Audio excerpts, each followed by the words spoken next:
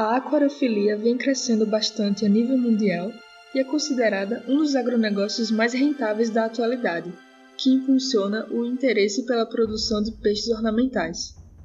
No Brasil, uma piscicultura ornamental operando em um sistema intensivo em tanques pequenos e um ambiente controlado pode gerar uma receita bruta de R$30 mil por hectare.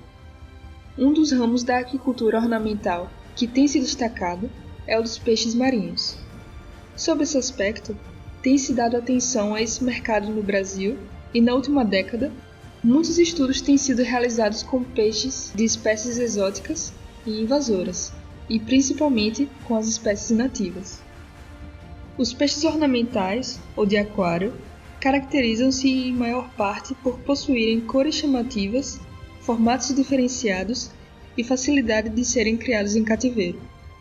A maioria das espécies utilizadas em aquários ocorrem naturalmente na região tropical, em recifes de corais e também na região subtropical. Essa amplitude de espaço na ocupação permite a diversidade das formas, cores e hábito de vida.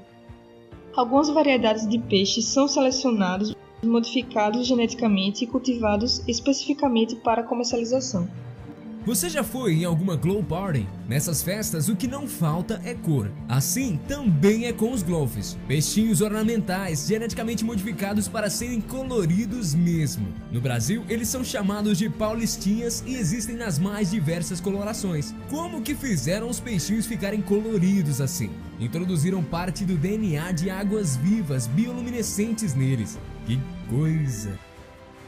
Os cavalos marinhos, atração no turismo e aquarismo, vêm sofrendo o desaparecimento gradativo na natureza causado pela destruição de habitat natural e pesca indiscriminada. Esses peixes podem ser vendidos como amuletos ou afrodisíacos nos mercados de artesanato, lojas de artigos relacionados a religiões ou por vendedores ambulantes. 2.000 cavalos marinhos que estavam mortos e desidratados foram apreendidos pela alfândega da França. Segundo informou o órgão nesta sexta-feira, as apreensões foram realizadas entre os dias 28 de julho e 8 de agosto. Os cavalos marinhos provenientes de Guiné seguiam para o Vietnã. Eles eram transportados em bolsas de plástico distribuídas em vários pacotes. A espécie é utilizada para a fabricação de vários medicamentos, principalmente na China.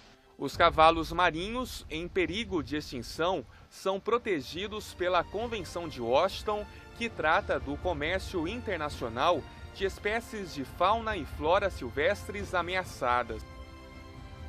Além disso, existem dificuldades na manutenção de cavalos marinhos em cativeiro. Há necessidade de espaço físico suficiente para produzir um ecossistema que promova a qualidade de vida a esses animais, os quais exigem uma condição mais complexa que outros peixes. Um aquário para cavalos marinhos deve ser montado exclusivamente para eles e deve haver garantia de uma fonte de nutrientes e suprimentos adequados para a espécie escolhida. Essas dificuldades são desconhecidas pela maioria dos aquaristas e, infelizmente, a falta de conhecimento sobre esse assunto leva os compradores a devolverem os cavalos marinhos ao mar, atitude que pode desencadear desequilíbrio ecológico. As espécies exóticas invasoras são consideradas a segunda maior causa mundial de extinção da diversidade biológica, atrás apenas da destruição dos hábitats pelo homem, e o Brasil é o país da região neotropical com maior número de introdução de espécies exóticas. Entre as consequências específicas da introdução de peixes exóticos estão o surgimento de doenças e parasitas, o aumento da competição por alimento e locais de reprodução, a predação, a hibridização, que seria o cruzamento entre indivíduos de diferentes espécies, gerando indivíduos inférteis, e entre outras, como mudanças no ambiente. O animal muitas vezes se torna muito grande no aquário, ou ele se torna agressivo, ou esse proprietário do aquário quer pôr outras espécies. O que ele faz? Para não sacrificar, né, ele vai e descarta nos ambientes naturais.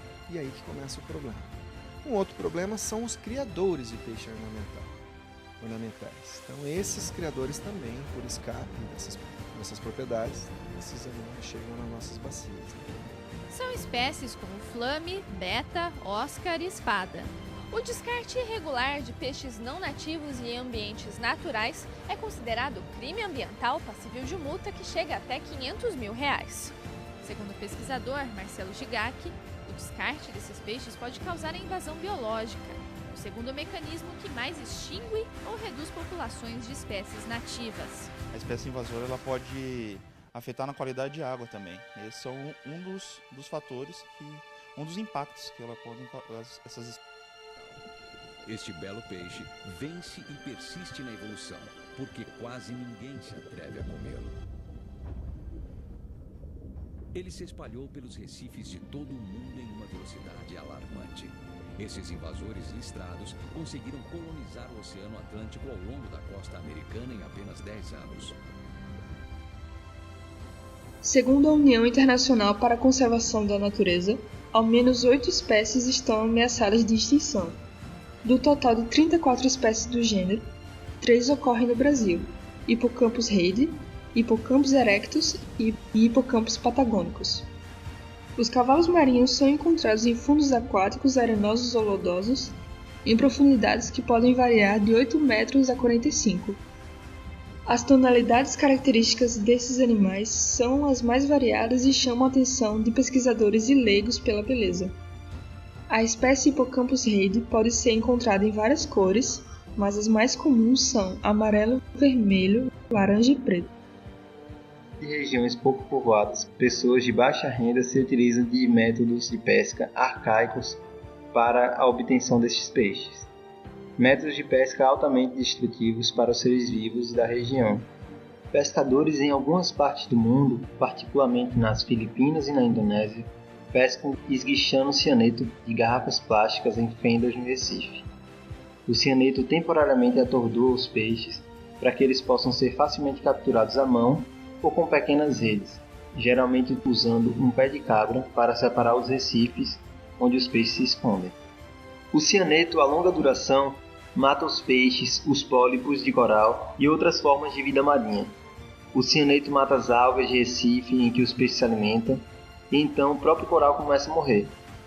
Com o cianeto também é prejudicial para os pescadores que lidam com ele, e que têm também que procurar em águas cada vez mais profundas para encontrar os peixes.